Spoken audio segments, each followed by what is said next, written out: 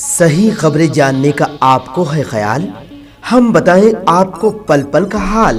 हम बताएं आपको हर एक बात। जानने के लिए देखिए ओसीएन खबरनामा। मेरे अजीज भाइयों, आज इस कदीम शहर हैदराबाद में एक जश्न का माहौल दिख रहा है। मैं और हमारे हरदिल अजीज चीफ मिनिस्टर साहब और बैरिस्टर असदुद्दीन साहब गाड़ी में आ रहे थे तो बुरखापोश खवातीन भी बड़ी तादाद में दिखे। मैंने कहा कि भाई इतनी बड़ी तादाद में हमारी बहनें क्यों ठहरे हुए हैं, हमारे लड़कियां क्यों ठहरे हुए हैं? तो कहे कि चीफ मिनिस्टर साहब का खैर मकदम के लिए ठहरे हुए हैं। ये सुनने के बाद हमें वाकई बहुत मसरत और खुशी हुई। भाइयों और बहनों, आज के इस जलसे में जो कई बरसों का पुराना ख्वाब था, 12 साल का ये ख्वाब था कि हैदराबाद में मेट्रो रेल आए और यहाँ के अवाम या इमलीबन बस स्टेशन से लेकर यहाँ फलकनुमा चंद्रायन गुट्टे से लेकर एयरपोर्ट तक हम लोग सफर कर सके। ये प्लान पहले तो सिर्फ इमलीबन से लेकर फलकनुमा तक 5.5 किलोमीटर का पेंडिंग प्रोग्राम था, लेकिन 12 साल तक हम सब लोग पुकारते रहे, चीखते रहे, लेकिन चीफ मिनिस्टर को आवाज सुनी नहीं आई। साबिका चीफ मिनिस्टर को वो खाली कान खुश करते रहे, हर बजट में 500 करोड़ अनाउंस करते रहे, लेकिन दिए कभी पैसा नहीं।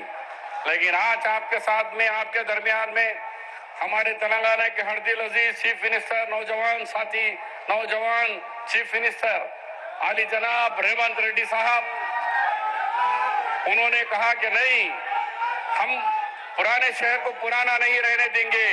आज के बाद पुराना शहर नहीं, शहर हैदराबाद, ग्रेटर हैदराबाद बोलना है। इसको पुराना कहकर हमारे जिस्म का एक हिस्से को अलग नहीं करना है। हैदराबाद एक जिस्म है, उसको एक हिस्सा पुराना शहर बोलकर उसको बैकवर्ड नहीं रख सकते। इसको तो मैं बर्दाश्त नहीं करूंगा। इसके साथ साथ आज के जलसे में आपके हमारे यहाँ के लोकसभा के एमपी बैरिस्टर असदुद्दीन साहब और यहाँ पर आए हुए हमारे सारे एमएलएस, हमारे एमपीस और एमएलसीस और इलेक्टेड रिप्रेजेंटेटिव सबका मैं तहे दिल से खैर मकदम करता हूं। तो आज ये बात कहना चाह रहा हूं कि चीफ मिनिस्टर साहब जब ट्रेन की हुकूमत बनी तो पहले हम ऐसी कुछ सरसरी बात कर रहे थे, कहे कि शब्बीर भाई, हमको ये बात समझ में नहीं आ रही कि मेट्रो ट्रेन हैदराबाद के अंदर से नहीं जाकर वो लेके जा रहे हैं कि नए शहर के अंदर मियापुर से लेकर एयरपोर्ट को। ठीक है, ले जाने दो, लेकिन ये लोग क्या गुनाह कर रहे हैं कि यहाँ ट्रेन क्यों नहीं जा रही है? जो थिकेस्ट पॉपुलेशन एरिया है वहां क्यों नहीं जा रही है? और उन्होंने एक बात कही जो मेरे दिमाग में भी नहीं है। उन्होंने कहा कि आप महसूस करें कभी शब्बीर भाई, जब बड़े लोग जाते हैं वहां से, माधवपुर से, मियापुर से, तो वो गाड़ी सेल्फ ड्राइव करते जाते हैं, रेलवे स्टेशन में रखते हैं और स्टेशन में बैठते हैं, फ्लाइट में बैठते, फिर वापस आते, फिर गाड़ी ड्राइव करते घर आ जाते। अरे जब पुराने शहर के अंदर से कोई आदमी जाता है, चाहे वो उम्रे के लिए जाओ, चाहे हज के लिए जाओ, चाहे गल्फ कंट्री में कमाने के लिए जाए, चाहे हिंदू भाई हो, मुस्लिम भाई हो, उसके साथ मिनिमम 50 लोग जाते हैं छोड़ने के लिए, फिर रिसीव करने के लिए भी 50 से 100 लोग जाते हैं। ये फुल ट्रैफिक का एरिया है। यहाँ उन बेचारों को नहीं देकर पैसे वाले दौलतमंदों के लिए सोच रहे हैं।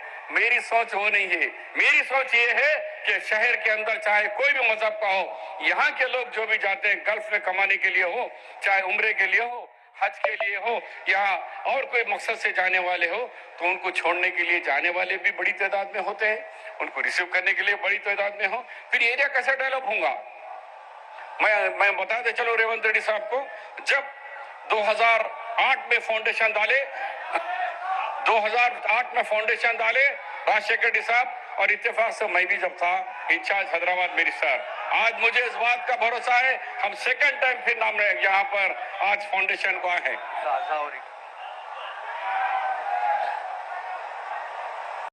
तो मैं कहना चाह रहा था कि जब राजशेखर रेड्डी सीएम थे, मैं इंचार्ज मिनिस्टर था, हम लोग जब ये चंद्रायन गुट्टा रोड, जब ओवैसी साहब भी थे, अकबरुद्दीन साहब भी थे, सब लोगों ने मिलकर कहा कि भाई चंद्रायन गुट्टा ब्रिज और बंडलागुड़ा, आज रोड आने के बाद से हैदराबाद की तरक्की, पुराने शहर की तरक्की शुरू हुई है।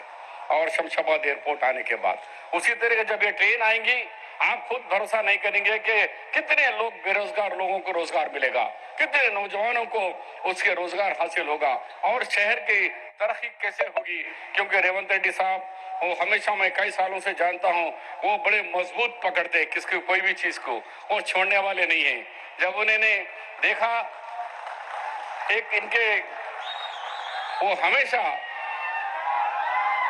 तो रेवंत रेड्डी जी के बारे में ज्यादा बोलते हैं। वो चाहे खाली ट्रेन ही नहीं, अभी हाल ही में देखा कि 200 करोड़ रुपए रोड वाइडनिंग के लिए खाली जमा खर्च नहीं बल्कि जियो के साथ फंड भी रिलीज करने वाले कोई सीएम है, वो है रेवंत रेड्डी साहब। और यहाँ के एमपी साहब